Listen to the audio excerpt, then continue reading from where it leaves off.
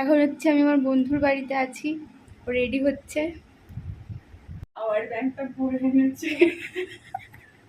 তো রেডি হয়ে বেরোনোর পরে আমি দেখি ও দাঁড়িয়ে আছে আমার জন্য বাস স্ট্যান্ডে। তো সেখানে একটা নর্মাল জাস্ট টি শার্ট পরে দাঁড়িয়েছিল। তো আমি আবার ওকে নিয়ে গেলাম ওর বাড়িতে, বললাম চল তুই চেঞ্জ কর, আমাদের একই রকমের দেখতে জামা আছে, তো সেটা পরে নিই। তারপর ওর বাড়িতে গেলাম, ও আবার রেডি হলো, তারপরে আবার আমরা বেরিয়ে পড়লাম। তো এখন আমরা বাস নিয়ে নিয়েছি। বাস থেকে নেমে আমরা আবার একটুখানি হেঁটে হেঁটে যাচ্ছিলাম, ওই ইডেন গার্ডেনের দিক থেকে যেতে হবে আমাদেরকে। তো যাওয়ার সময় আমরা দেখছি ওখানে কিছু বেশ ইডেন গার্ডেনের সামনে ভিড় আছে। তো আমরা ভাবলাম যে কী হচ্ছে, ভাবছিলাম হয়তো টিকিট, আইপিএলের জন্য টিকিট বিক্রি হচ্ছে এরকমও ভাবলাম। তো কিছুক্ষণ ওখানে সামনেটাতে আমরা ফটো তুলছিলাম, ভিডিও তুলছিলাম। তো তখন দেখছি কিছু প্লেয়ার্স আসছে। তো সেটা একটা বেশ আনএক্সপেক্টেড জিনিস ছিল। তো আমরা কিছুক্ষণের জন্য চলে গেলাম সেখানে দেখতে তাদেরকে।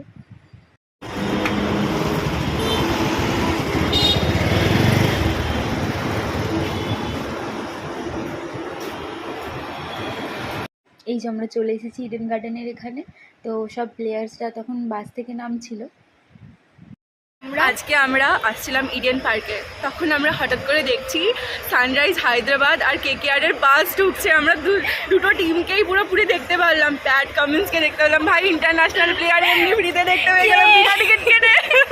আমার হেভি মজা লাগছে, আনএক্সপেক্টেড ছিল এটা টোটালি। হেভি মজা লাগছে আমার।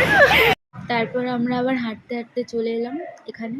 তো এই জায়গাটার নাম হচ্ছে ইডেন পার্ক। জায়গাটা খুবই সুন্দর।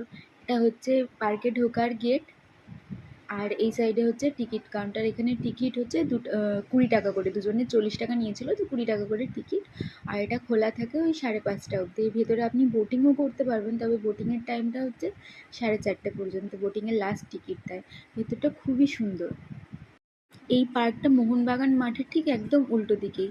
তো আমাদের এদিকে টিকিটও নেওয়া হয়ে গেছে, আমরা ভেতরেও চলে এসেছি। ভেতরটা খুব সুন্দর। ভেতরে কী কী আছে সেগুলো দেখাবো আমি আপনাদেরকে পরের ভিডিওতে। তো ততক্ষণের জন্য টাটা।